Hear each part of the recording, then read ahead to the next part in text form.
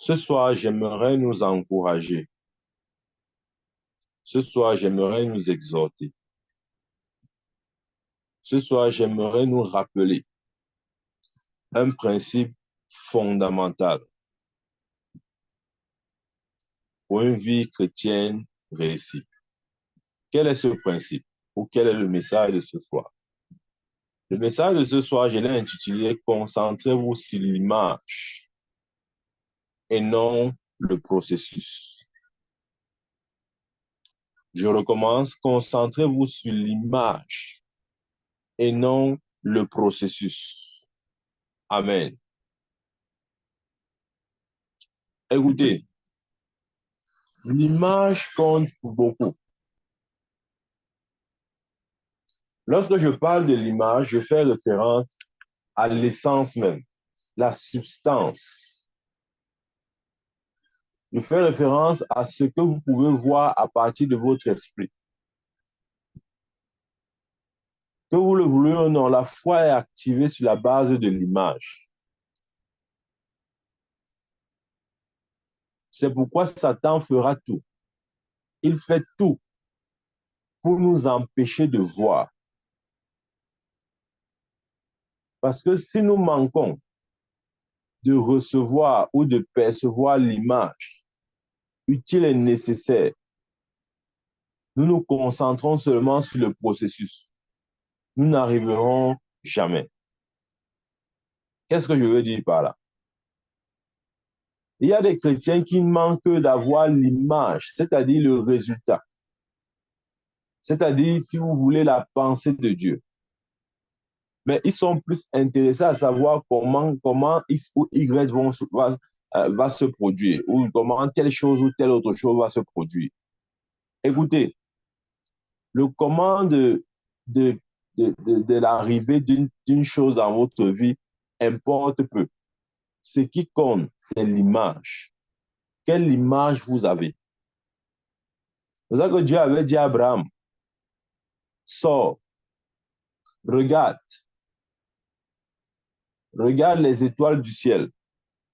Si tu peux compter, ainsi tu pourras compter ta postérité.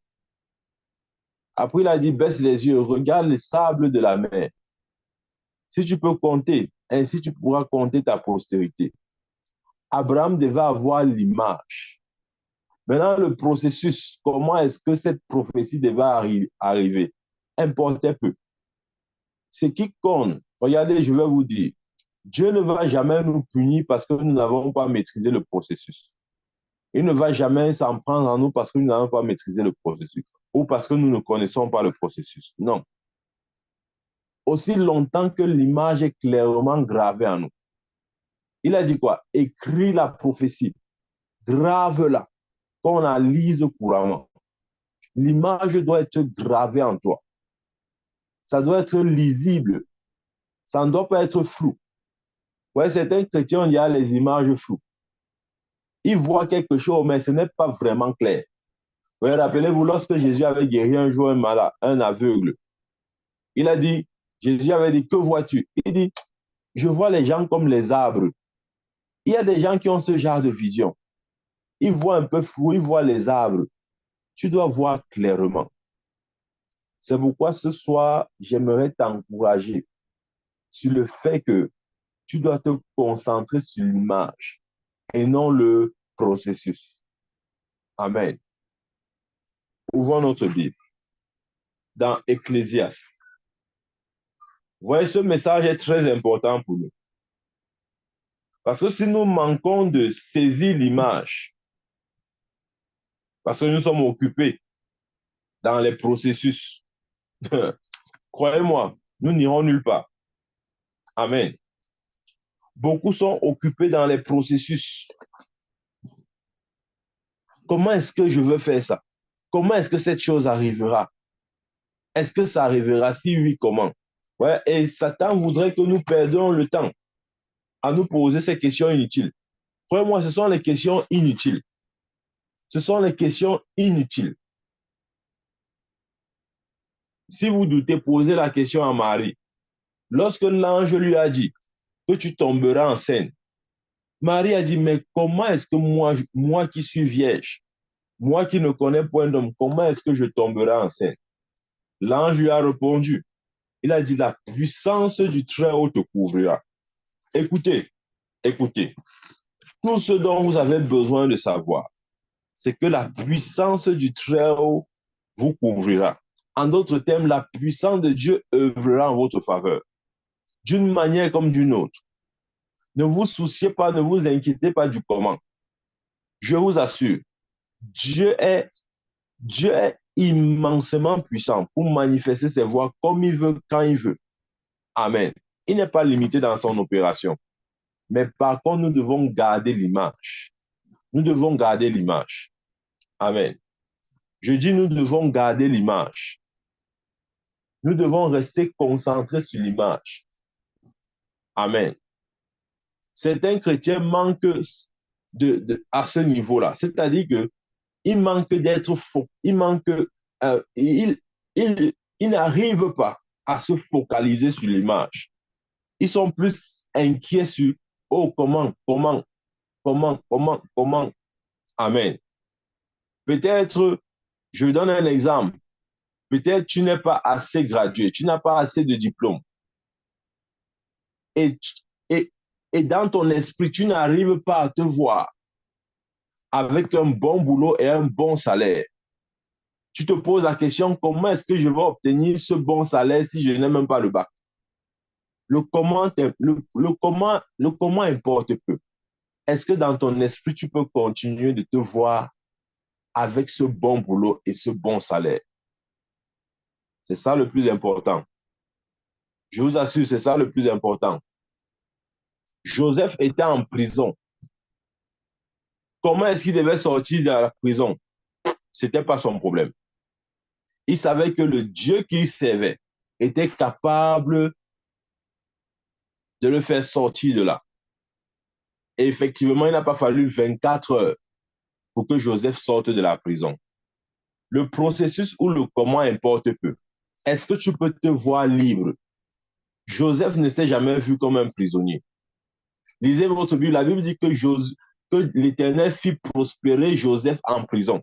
Je me pose toujours cette question. Joseph faisait quelle activité pour que Dieu le fasse prospérer en prison? Pourtant, il prospérait en prison. L'image compte. Est-ce que vous voyez comme un prisonnier? Joseph ne s'est jamais vu comme un prisonnier, bien qu'il était en prison. Écoutez, quelle que soit la situation dans laquelle vous êtes, ne laissez pas la situation là vous porter. Je prends un exemple. Paul était en prison, mais la prison n'était pas en Paul. Qui comprend ce que je veux dire ce soir? Je reprends. Paul était en prison, mais la prison n'était pas en lui. Amen. Chacun de nous actuellement porte un vêtement, mais le vêtement ne le porte pas. Ne laissez aucune situation vous porter. Amen. C'est pourquoi il est important de garder l'image.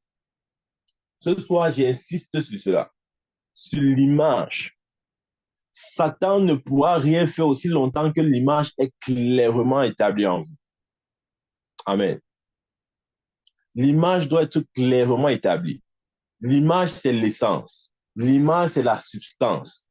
L'image, c'est la foi. La Bible dit que la foi est la substance des choses qu'on espère. Une autre version dit la foi est la preuve, est l'évidence. L'évidence doit être établie en vous. Le moyen ou le processus par lequel vous verrez ça de vos yeux importe peu. Tout ce que l'ange avait dit à Marie, c'est la puissance du Très-Haut te couvrira. Amen. Ouvrons notre Bible d'Ecclésiaste. Ecclésiaste chapitre 11, verset 5. Il dit, comme tu ne sais pas quel est le chemin du vent, ni comment se forment les eaux dans le ventre de la femme enceinte. Tu ne connais pas non plus les œuvres de Dieu qui fait tout. Waouh! Nous comprenons ça. C'est Dieu qui parle. Il dit, comme tu ne sais pas quel est le chemin du vent, ni comment se forment les eaux dans le ventre de la femme enceinte, tu ne connais pas non plus les œuvres, tu ne connais pas non plus l'œuvre de Dieu qui fait tout. Amen. Regardez, personne ici, personne de nous ne connaît le chemin du vent. Qui peut dire que voici le chemin du vent? Personne. Qui peut dire voici comment l'os se forme dans le ventre de sa mère, d'une femme enceinte? Personne. Mais l'évidence est qu'il y a le vent. Le vent a un chemin. Et l'os se forme bel et bien dans le ventre d'une femme enceinte, par des mystères que l'homme ne connaît pas. Amen. Lorsqu'une femme est enceinte, écoutez-moi très bien. Lorsqu'une femme est enceinte, elle n'est pas soucieuse de comment est-ce que l'os se forme dans son ventre. Elle garde l'image mentale dans sa tête, dans son esprit de son bébé. Ce qui compte pour elle, c'est son bébé qui est dans son sein. Comment est-ce que les os se forment? Ce n'est pas son problème. Écoutez, ce n'est pas votre problème.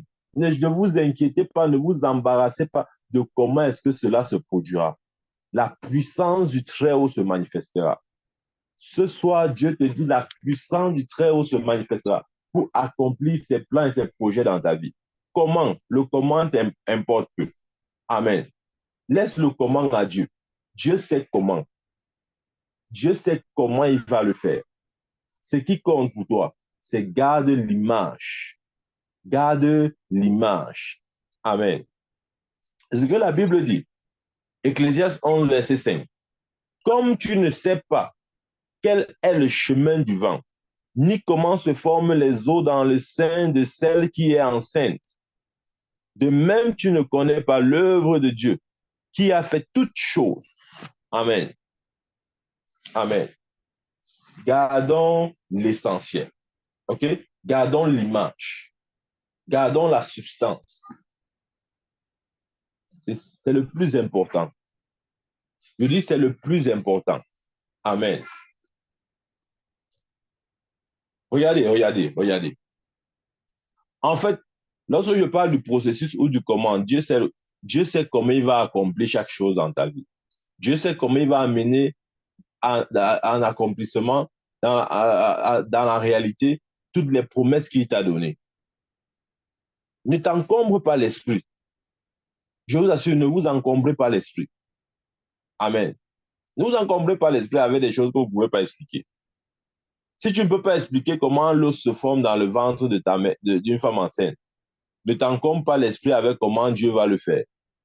Ce que tu dois savoir et ce qui est utile pour toi, c'est que comme l'ange avait dit à Marie, la puissance du Très-Haut te couvrira. Par la puissance du Saint-Esprit, cette parole viendra à l'accomplissement. Par la puissance du Saint-Esprit, cette image s'accomplira dans ta vie. Garde cela. Garde cela. Écoutez, Dieu ne peut rien faire si vous n'avez pas, Dieu ne peut pas accomplir une image qui n'est pas en vous. Je répète à cette phrase. Dieu ne peut pas accomplir une image qui n'est pas en vous. C'est pourquoi Satan fait tout pour que votre esprit ne soit pas enceinte de quelque chose. Ton esprit doit être enceinte de quelque chose. Amen. Je dis ton esprit doit être enceinte de quelque chose. Cette chose-là, c'est la parole de Dieu. Hébreu dit, oh, la foi est une ferme assurance des choses qu'on espère, une démonstration de celles qu'on ne voit pas. Pour l'avoir possédé, les anciens ont obtenu un témoignage favorable. La foi te donnera toujours un témoignage favorable. Garde ta foi, garde cette image, parce que tu auras toujours un témoignage favorable. Amen. Je vois Dieu te donner un témoignage favorable. Mais tu dois avoir cette foi. Tu dois avoir cette image. L'essence même doit être en toi. Amen. La foi est la substance, est la preuve, est l'évidence. Ouais, la version amplifiée parle de l'assurance ou de l'évidence comme un titre foncier. Ouais, les chrétiens croient que la foi, c'est le TSC, c'est le jambo. La foi n'est ni le TSC ni le jambo. C'est une assurance. Amen. Les gens se disent non, la foi, c'est OK. Ça prend, ça ne prend pas, OK. C'est pas grave. Non, c'est pas ça la foi. La foi, c'est une assurance. J'ai envie de dire, la foi, c'est la mathématique de Dieu. Ouais, nous avons notre mathématique dans le contexte humain. Nous savons que 1 plus 1 égale 2. Ça, tout le monde le sait. Amen. Ça ne, ça, ça ne va jamais être autrement. 1 plus 1 égale 2. Ce sont les mathématiques humaines. Écoutez, la mathématique de Dieu appelée la foi, c'est une science exacte. Ne prenez pas la foi comme quelque chose d'assez hasardeux comme ça, là, quelque chose qui peut arriver comme qui peut ne pas arriver. Non, non, non.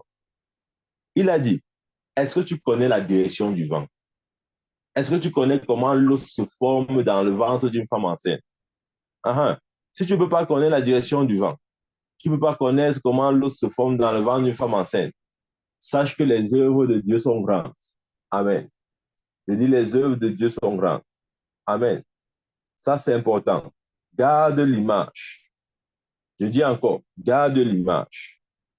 Dans Josué chapitre 6, vous voyez pourquoi l'image est importante. Je vais vous dire. L'image est importante parce que Josué 6, verset 1 dit ceci. Jéricho était fermé et barricadé devant les enfants d'Israël. Personne ne sortait et personne n'entrait. L'Éternel dit à Josué, vois, je livre entre tes mains Jéricho et son roi, ses vaillants soldats.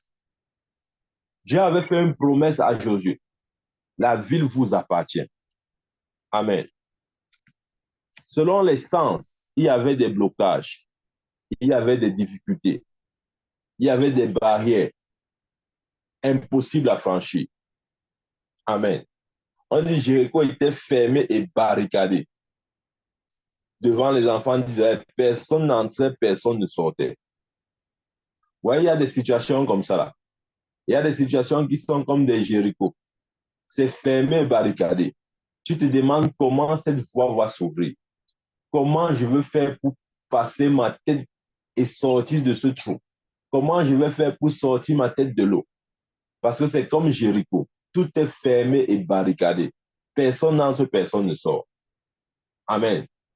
Regardez, quand tu es dans une telle situation, fais exactement ce que Josué avait fait. Dieu avait dit à Josué, l'Éternel dit à Josué, vois, je livre entre tes mains Jéricho et son roi, ses vaillants soldats. Ne laisse pas cette situation t'impressionner. Écoute, Dieu te dit, vois. Est-ce que tu peux voir? Quelle est l'image qui est en toi? Tu as en scène, tu as conçu quelle image en toi? C'est ton conçu, il y a l'image de la défaite, de l'échec, de je ne peux pas, je n'arriverai pas. Si c'est ce genre d'image qui est en toi, oh, crois-moi, tu ne peux pas penser échec et à la fin de la journée, tu finis dans le succès. Le succès n'est pas le hasard. Ouais, on ne réussit pas par hasard. Non, ça n'existe pas. Vous n'allez jamais voir quelqu'un réussir et on lui dit, comment tu as fait pour réussir? Il dit, ah, c'était le hasard. Ça n'existe pas. Même dans le monde, le succès ne relève pas du hasard. Personne ne réussit par hasard. Non. Il y a des actions à entreprendre. Il y a des choses à faire consciemment, diligemment. Il y a une certaine discipline. Il y a une certaine rigueur. Ce n'est pas je me couche le matin, la nuit, et le lendemain, allez, je suis dans le succès. Non, ce n'est pas comme ça. Amen. Tous ceux qui ont réussi vous diront une chose. J'ai gardé l'image de ma réussite, indépendamment des circonstances. Ah oui, je vous dis la vérité. Gardez toujours l'image de vous, la meilleure version de vous. Gardez-la dans votre esprit.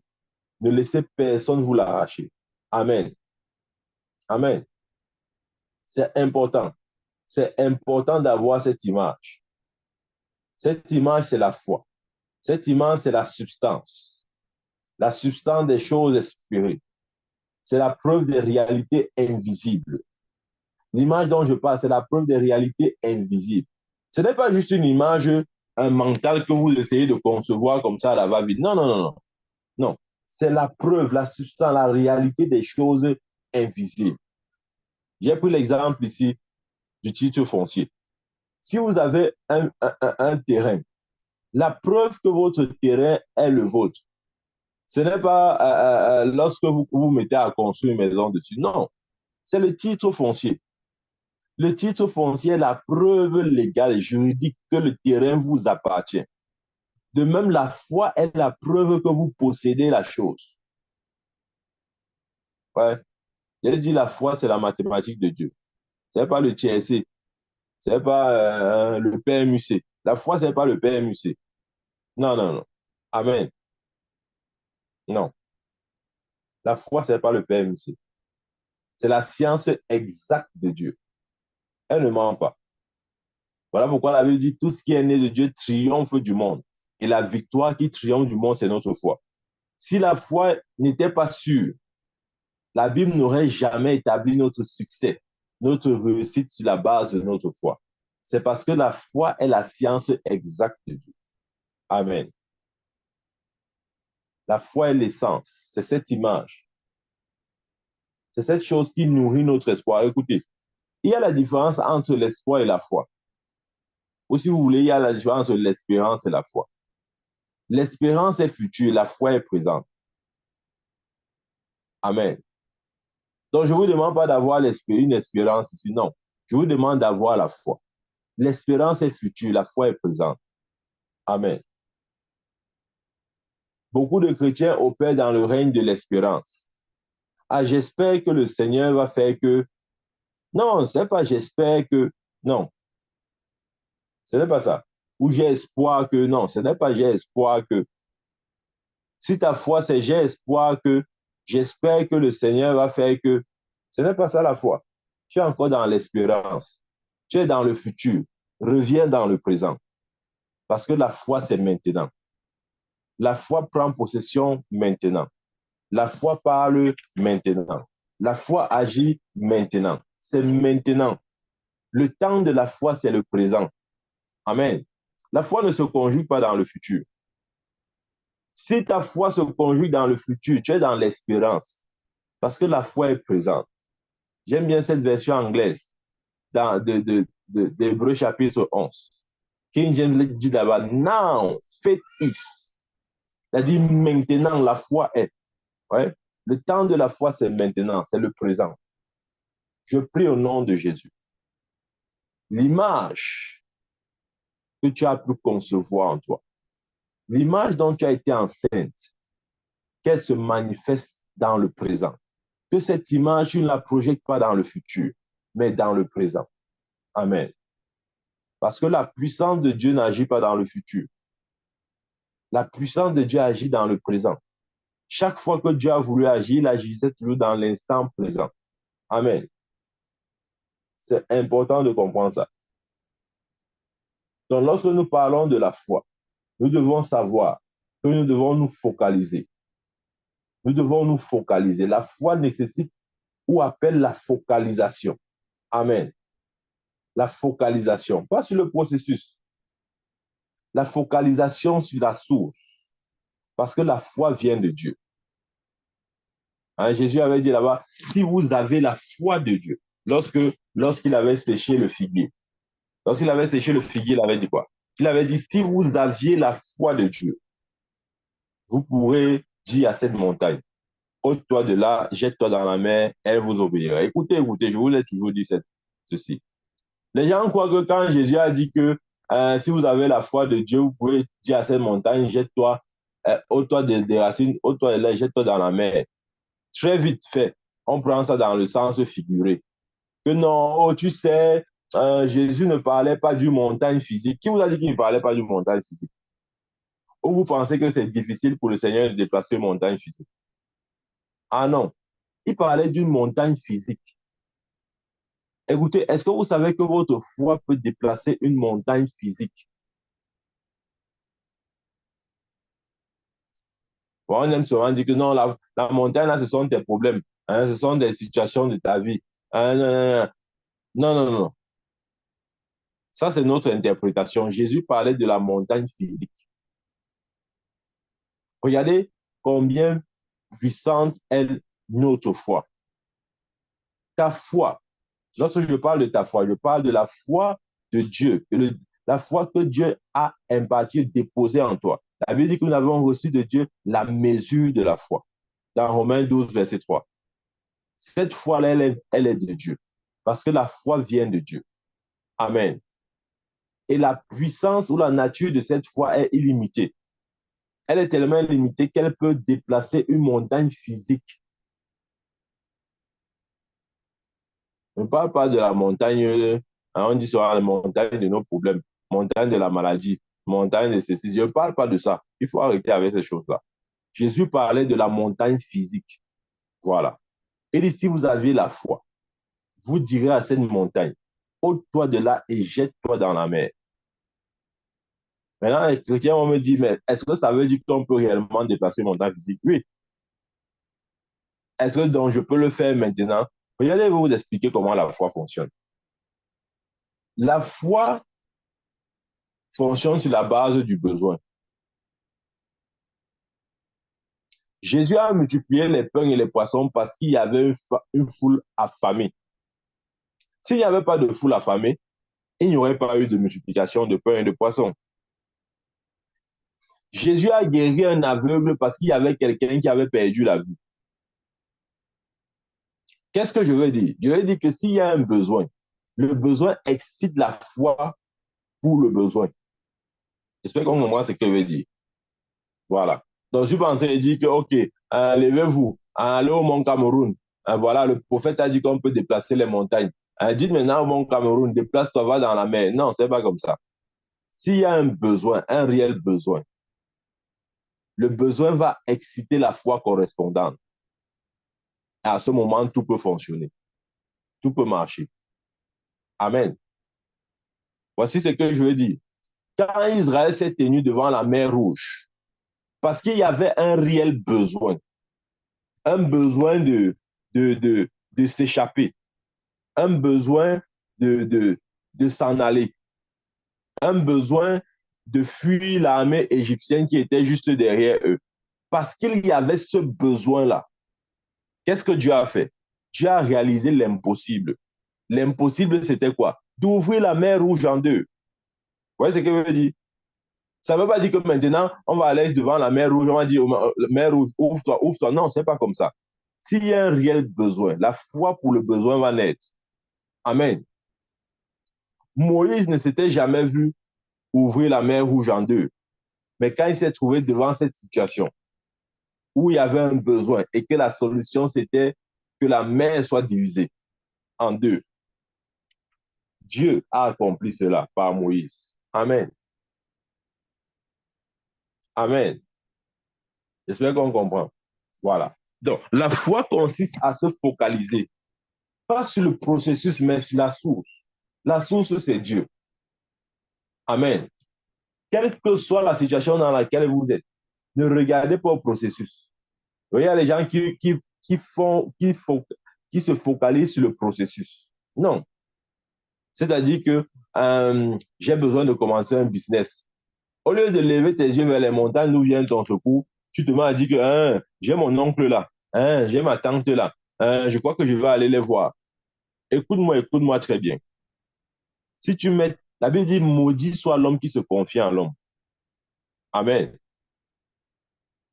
Vous allez me dire, l'argent va tomber du ciel. Non, ce n'est pas ce que je dis. Certainement, je suis d'accord. Dieu va utiliser un homme pour te donner cet argent, un homme ou une femme.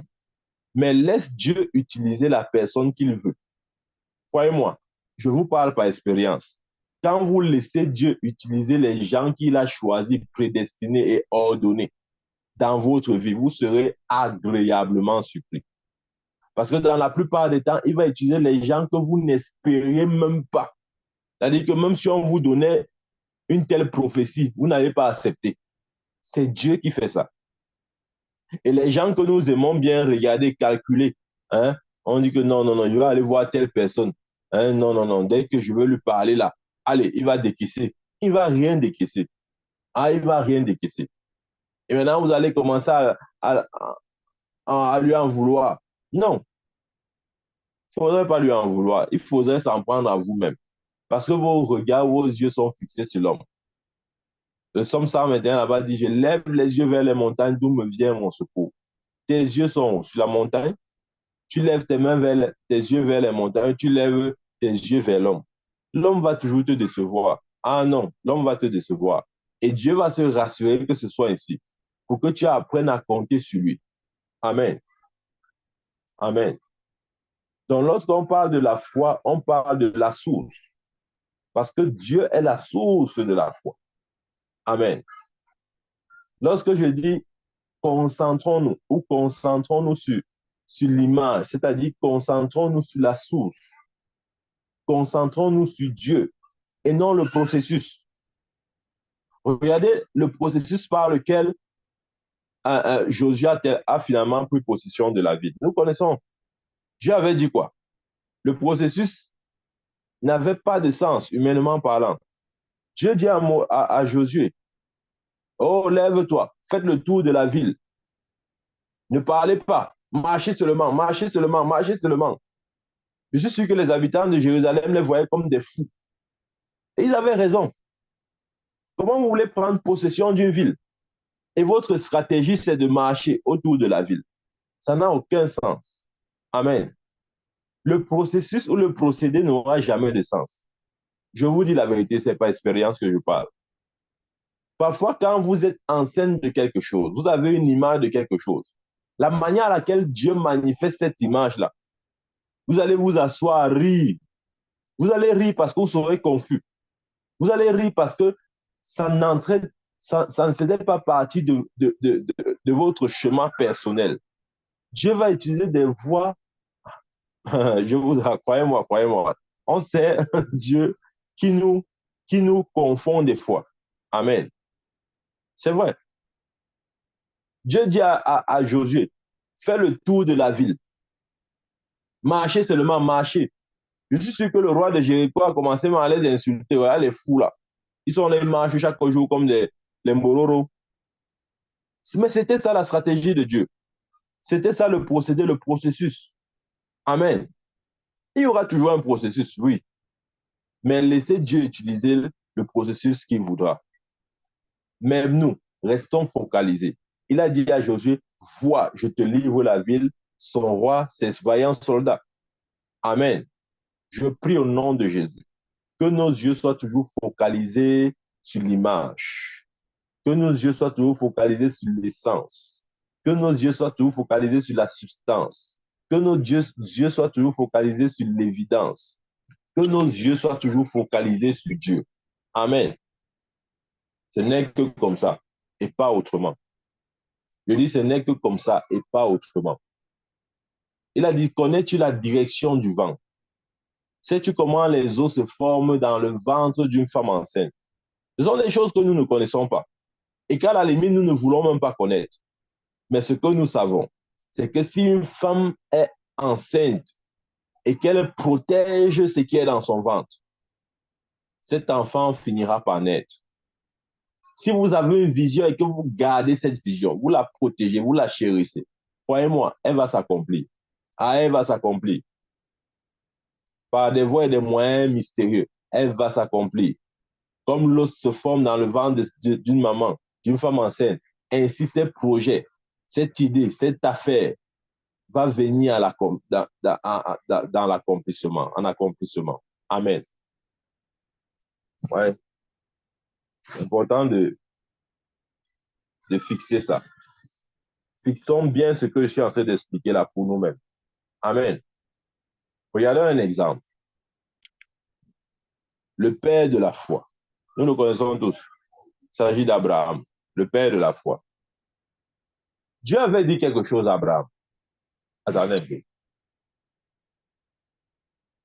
Je crois que peut-être on doit lire ça. Dans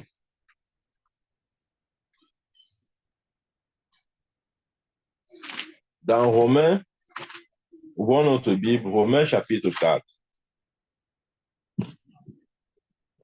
Romains chapitre 4,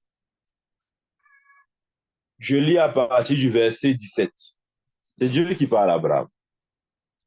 Il dit, je t'ai établi père d'un grand nombre de nations.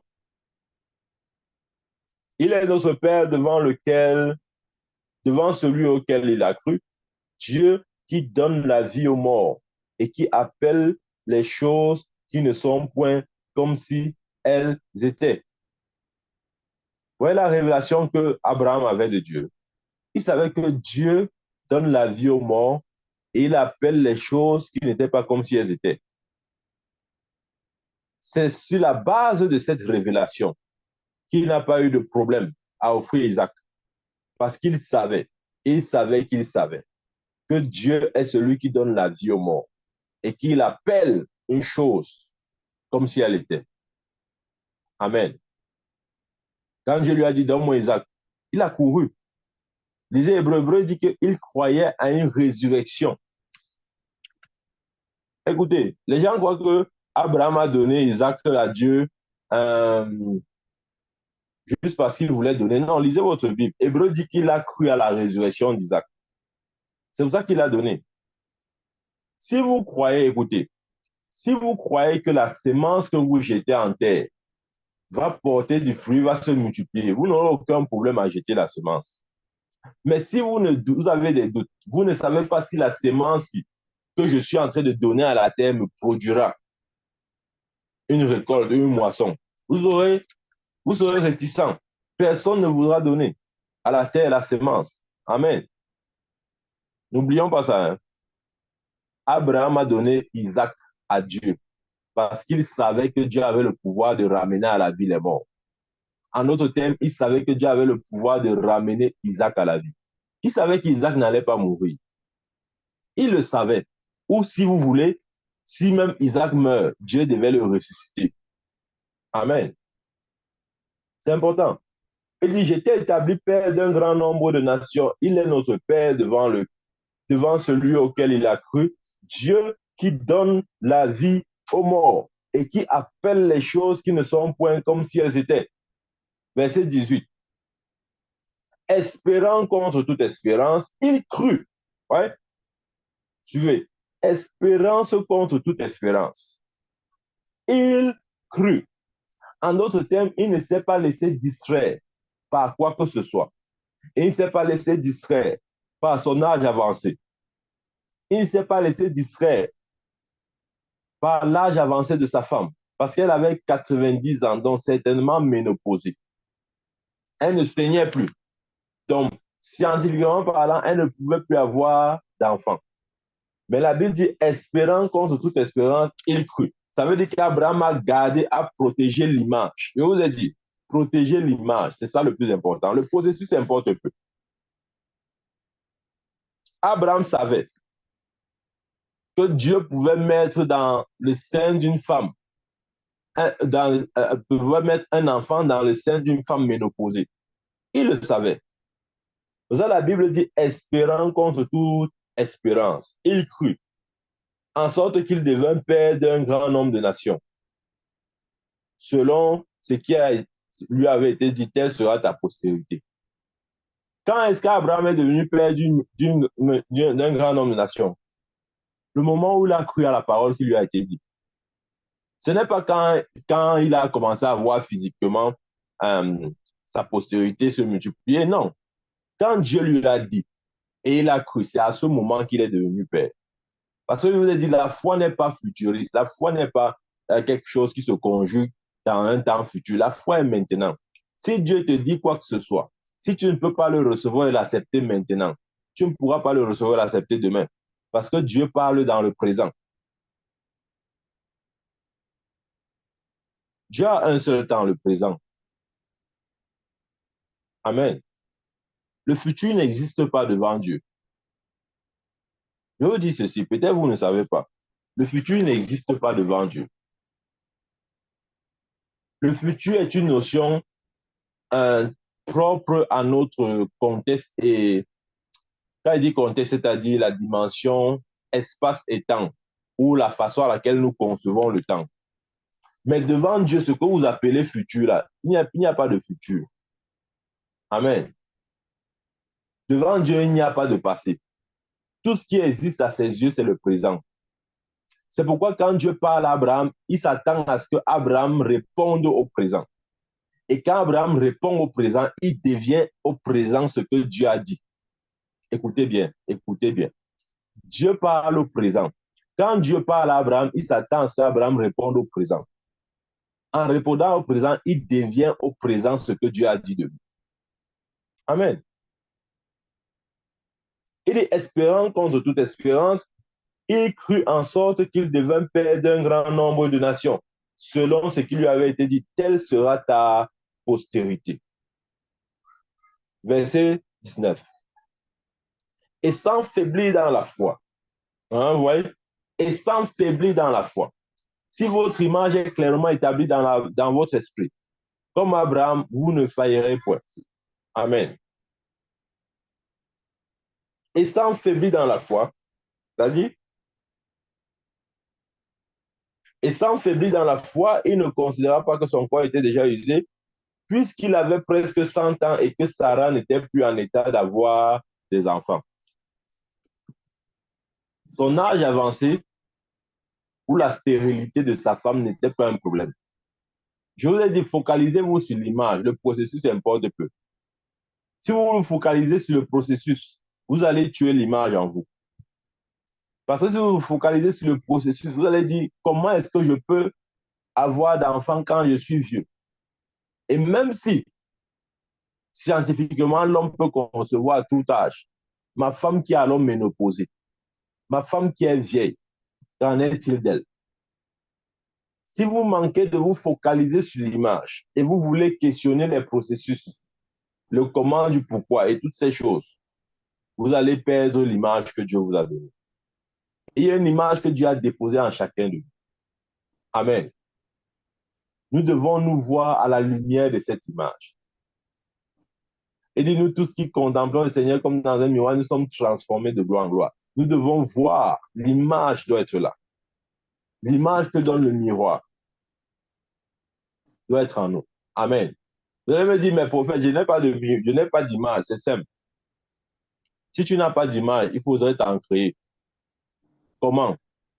La parole de Dieu est le miroir. OK?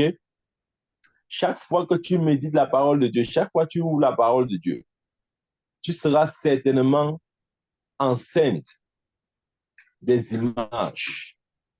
Tu seras certainement enceinte d'une substance, d'une réalité. Amen. C'est comme ça que tu peux créer, ou si tu voulais, tu peux déposer dans ton esprit des images utiles. La parole de Dieu, un des rôles de la parole de Dieu, c'est de nous donner des images. Je l'ai toujours dit, la parole de Dieu est comme un album. Ouais, la particularité de l'album, c'est que l'album a plusieurs images. Quand vous ouvrez un album photo, vous voyez plusieurs images, plusieurs photos, parfois plusieurs personnes, plusieurs types de photos. C'est ça la Bible. La Bible, ce sont les images. Vous croyez que la Bible, c'est quoi? La Bible, ce sont les images. Oui, oui, c'est vrai. La Bible, ce sont les images. Quand Dieu dit, par exemple, vous êtes assis avec Christ dans les lieux célestes, ça, c'est une image. Tu dois réussir à intégrer, à voir cette image en toi, à te voir avec Christ assis dans les lieux célestes, jusqu'à ce que cette image-là soit conçue dans ton esprit. Tu ne vivras pas la réalité de ce verset. La Bible n'est faite que d'images, croyez-moi. Amen. Quand la Bible dit que vous avez été bénis de toutes sortes de bénédictions dans les lieux célestes en Jésus-Christ, ça, ce sont des images. Jusqu'à ce que tu te vois comme quelqu'un béni de toutes sortes de bénédictions, tu auras toujours l'impression qu'il te manque quelque chose. Amen. Quand la Bible dit que je vous ai donné le pouvoir de marcher sur les serpents, les scorpions, sur toute la puissance de l'ennemi, et rien ne pourra vous nuire. Ça, c'est une image. C'est une image que tu dois intégrer en toi. Tu dois te voir ici. L'image là doit être réelle. Sinon, tu auras l'impression que tu n'as pas le pouvoir sur Satan. Quand la Bible dit que le péché ne dominera plus sur vous, ça, c'est une image. Tu dois te voir comme étant établi au-dessus du péché. Sinon, le péché aura tendance à dominer sur toi. Je vous ai dit, la Bible n'est faite que d'images. Chaque parole projette une image. Même le langage. Je parle en français, mais vous me comprenez parce que chaque mot renvoie à une image. Lorsque je dis peut-être je suis sur la table, cette phrase, vous la comprenez parce que dans chaque mot, il y a une image associée. OK? Quand je dis je, vous voyez ma personne, c'est-à-dire Michael. Quand je dis table, dans votre tête, vous vous imaginez une table. Vous voyez? Donc, du coup, vous comprenez ce que je dis. Le langage, quel que soit le langage, il ne peut être compris que sous forme d'image. Amen. C'est pourquoi Dieu avait dit à Josué, vois, je te donne la ville. Tu dois voir. Je dois voir. Je vois, tu vois, il voit, nous voyons, vous voyez, il voit. C'est ça. Amen. Que l'image soit clairement établie. Amen. Comme Abraham, ne sois pas faible dans la foi. Abraham n'avait pas considéré que son corps était déjà mort ou que le ventre de Sarah était déjà usé. Il était fort dans la foi, dans l'essence, dans l'image. Il s'était vu comme père d'une multitude de nations. Et c'était ça le plus important. Le plus important, c'est l'image qui est en toi. Vois-moi, mon frère, le plus important, c'est l'image qui est en toi. Ce n'est pas comment cette chose va se réaliser. Non, ce n'est pas ça le plus important. C'est es-tu enceinte de quelque chose? Es-tu enceinte de quelque chose? Amen. Abraham, ouais, Abraham, j'ai dit, il ne s'est pas focalisé sur le processus. Abraham ne s'est pas focalisé sur la façon dont le bébé Isaac viendrait. Non. Il n'a pas dit, hey, comment Isaac là va me venir? Ce n'était pas son problème. Amen. Il s'est plutôt focalisé sur Dieu. Dieu qui était capable d'amener cet Isaac à l'existence. Amen. C'est tout. Pourquoi? Parce qu'il avait reçu de Dieu une promesse. Il avait reçu de Dieu une parole. Il a accepté cela, sachant que Dieu veille sur sa parole. Amen. Dieu veille pour accomplir sa parole. Amen. Dieu est tenu par sa parole. Il a accepté parce qu'il sait que notre Dieu est un Dieu fidèle. Il est fidèle à toute parole qui sort de sa bouche. Amen. Il est fidèle à sa parole parce qu'il était focalisé sur la source qui est Dieu. Nous savons ce qui s'est passé. Il a vu de ses yeux le bébé de la foi, c'est-à-dire Isaac. Amen. Ne vous focalisez pas sur le processus. C'est une erreur que beaucoup de chrétiens font. Ça veut dire quoi? Un autre exemple de ce que je dis. Peut-être vous êtes dans des conditions difficiles. Vous vous dites, qui va me sortir de ce pétrin? Peut-être vous vous dites, oh non, dans notre famille, si vraiment il n'y a plus rien à faire, hein, c'est terminé. Personne ne réussit à sortir la tête de l'eau. Comment ça va se produire? Non, le comment importe peu. Écoutez, Dieu peut faire venir vers vous quelqu'un qui règle la question du comment en une minute. En une minute. Parfois même quelqu'un que vous ne connaissez pas. Ou même quelqu'un que vous connaissez. Peu importe. Amen. Mais si nous restons là à nous soucier du comment, du processus, nous allons plonger dans la dépression, dans les inquiétudes, dans les soucis. C'est vrai. Dieu ne nous a jamais dit, hey, les enfants, souciez-vous, inquiétez-vous du comment. Posez des questions sur le processus. Non, le processus revient à Dieu. Dieu avait donné le processus à Josué. Il avait dit, faites le tour de la ville, marchez. 1 jour, 2 jours, 3 jours, 6 jours. Mais le 7e jour, vous ferez 7 fois le tour de la ville. Après, vous sonnerez la trompette. Vous pousserez des cris de guerre. Et les murs de Jéricho s'écrouleront. Ouais. Quelle stratégie? Honnêtement parlant, est-ce que ça, c'est une stratégie? C'est une folie. La parole de Dieu sera toujours une folie pour l'homme. Quand Dieu va vous donner même le processus, le procédé ou le comment, je vous assure, ça n'aura aucun sens dans vos oreilles. Amen. Où est le rapport entre l'effondrement des murs et le fait de marcher autour des murs? Où est le rapport? Où est le rapport entre pousser des cris et l'écoulement des murs? Il n'y a aucun rapport. Ils n'ont pas cassé le mur avec des bâtons ou avec des instruments, quel que soit l'instrument, non. Ils ont juste marché. Après, ils ont poussé des cris. Et les murs se sont écroulés. Amen. Il a dit ceci. Tu ne connais pas le chemin du vent. Tu ne connais pas comment l'eau se forme dans le ventre d'une mère. Ainsi, tu ne connaîtras pas les œuvres de l'Éternel, lui qui fait toutes choses. Amen. Écoutez, à partir d'aujourd'hui, je prie au nom de Jésus, afin que vous voyez, ou encore, j'ai envie de dire, que voyez-vous? Amen. Qu'est-ce que votre foi peut imaginer? Ou qu'est-ce que votre foi imagine? Ou encore, de quoi s'est saisi votre esprit? Amen. Si vous avez une image, accrochez-vous à cette image. Ne laissez pas les inquiétudes vous submerger. Les inquiétudes concernant la manière. Comment est-ce que cela vous parviendra? Il faut laisser ça. Amen.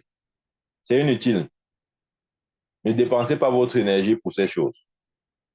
Préserve l'image qui est en toi. Amen.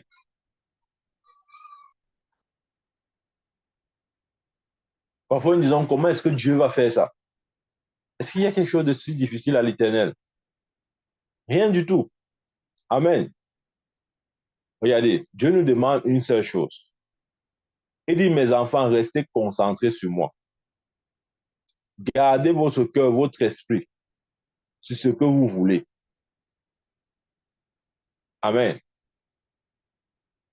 Notre espoir ne doit pas être fondé sur quelqu'un. Comme j'ai dit, tu veux commencer un business, tu n'as pas le capital, tu commences à calculer. Oh, je veux voir telle personne. Oh, je veux parler à telle personne. Ouais. Après, même ces personnes te découragent.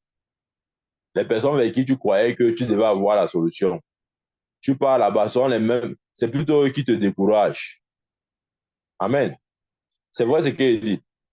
Si vous vous adressez à la mauvaise personne, c'est-à-dire la personne que Dieu n'a pas assignée à votre mission, ou pour vous aider, votre destinée, votre aide de destinée. Si vous vous adressez à la mauvaise personne, c'est fort probable qu'il vous décourage. Je vous dis, je sais de quoi je parle. Amen. C'est important pour nous de régulièrement et de constamment faire des proclamations de foi. Proclamations de foi audacieuses. Amen. Refusez tout type de signes, de sentiments ou de craintes qui sont contraires à, si vous voulez, à la gloire de Dieu dans votre vie. Amen. Regardez, il y a un principe. Chacun obtiendra ce qu'il aura vu. Écris ça quelque part. J'obtiens ce que je vois. Je ne peux pas obtenir ce que je n'ai pas vu. C'est pourquoi Dieu avait dit à Abraham, lève tes yeux du lieu où tu es, parcours le territoire. Ce que tu vois, je te donne. C'est pour ça que c'est important de voir, parce que Dieu te donne ce que tu vois. Il ne va jamais te donner ce que tu n'as pas vu. Oublie, oublie, oublie, oublie. Si tu es là, tu crois que non, Dieu va quand même te donner ce que tu n'as pas vu. Jamais. Ce n'est pas mon Dieu, ça. Amen. Il te donne ce que tu vois. C'est ça qu'il a dit à Josué, vois, je te donne la ville. Josué devait voir. Il devait se voir possédant la ville avant de la posséder physiquement. Il devait d'abord posséder la ville dans son esprit. Amen. Avant de posséder physiquement la ville. Amen. Vous obtiendrez toujours ce que vous aurez vu. Amen. J'aime bien le rapport d'Abraham, que la Bible donne au sujet d'Abraham. Il n'a pas chancelé. Il est resté ferme sur la promesse que Dieu lui avait donnée. Il n'était pas rempli d'incrédulité ni de doute, mais il était fort dans la foi, rendant toujours grâce à Dieu. Amen. Nous devons être forts dans la foi, rendant toujours grâce à Dieu, indépendamment de ce que nos yeux voient. La réalité n'est pas le témoignage extérieur de nos sens, mais c'est ce que Dieu a dit. Je reprends cette phrase. La réalité n'est pas le témoignage extérieur de nos sens, mais c'est ce que Dieu a dit. Qu'est-ce que Dieu a dit à ton sujet? C'est ça qui est la vérité.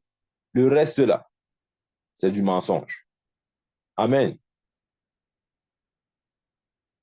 Donc ne laissons pas l'incrédulité nous saisir. Abraham s'est saisi de l'image. Il a gardé l'image. Il n'a pas laissé cette image se dissiper. Quelle était cette image? Dieu l'avait établi père d'une multitude de nations. Amen. Physiquement, quand tu voyais Abraham, il avait l'air seul. Il n'avait même pas encore Isaac. Mais dans son esprit, il se voyait père d'une multitude de nations. Que ton esprit puisse toujours voir ce que Dieu a planifié pour toi. Ne laisse pas tes cinq sens se définir. Les cinq sens auraient dit naturellement à Abraham que mon ami, tu vas mourir comme ça. Tu n'auras aucun enfant. Tu seras, tu seras jamais père d'une multitude de nations. D'ailleurs, tu vas prendre un enfant. Mais Abraham a gardé l'image. Il l'a préservé. Espérant contre toute espérance. Il crut. Amen. Je prie au nom de Jésus que cela soit notre partage. Que tu puisses continuer de croire en Dieu. Lorsqu'il n'y aura plus de raison de croire encore en lui, mais que par ta foi, tu puisses continuer de croire en lui. Quand tes cinq sens te diront que c'est terminé, que ton esprit te dise, ça ne fait que commencer. Quand les hommes diront c'est fini avec celui-ci, que ton esprit te dise, je viens juste de commencer. Je veux dire comment la vie est. La vie est comme un match de football.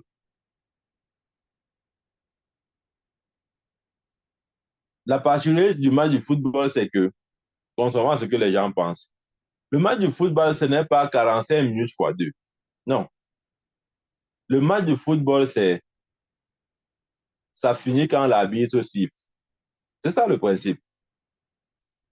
Même si vous avez déjà atteint les 45 minutes fois 2, si l'arbitre n'a pas sifflé, le match se joue. C'est sur le coup du sifflet de l'arbitre que le match s'arrête. Nous sommes dans une vie où l'arbitre, c'est notre Dieu. Des fois, les gens se disent, ah non, ta vie est finie. Ah, c'est fini, tu as déjà fait tes 45 minutes. C'est fini, c'est fini. Mais est-ce que l'arbitre a sifflé? Et la bonne nouvelle, c'est que l'arbitre ne sifflera pas jusqu'à ce que ton image, jusqu'à ce que ta destinée soit pleinement accomplie. Parce que l'arbitre se plaît de te voir entrer dans ta destinée. Les gens peuvent voir et dire, ah non, les 45 minutes sont passées. Oui, c'est peut-être vrai. Mais la vérité, c'est que le match se joue toujours. Je prie au nom de Jésus que tu puisses voir au-delà du temps, au-delà des réalités physiques, que tu puisses voir l'Éternel te conduire et accomplir pleinement ta destinée. Amen. Mhm. Continuons de nous voir dans cette vie glorieuse en Christ Jésus. Est-ce que nous pouvons voir cette image-là d'une vie plus grande, réussie, une vie triomphante, une vie excellente? C'est cette image que tu dois avoir de toi-même. C'est très important. Si tu peux te voir ici, accroche-toi à cette image. Confesse chaque fois la parole de Dieu. Proclame-la pour toi-même. Jusqu'à ce que ton être entier ne doute pas avec ce qui est la vérité. Amen. Concentrez-vous sur l'image et non sur le processus. Que Dieu vous bénisse au nom de Jésus-Christ. Amen, amen, amen.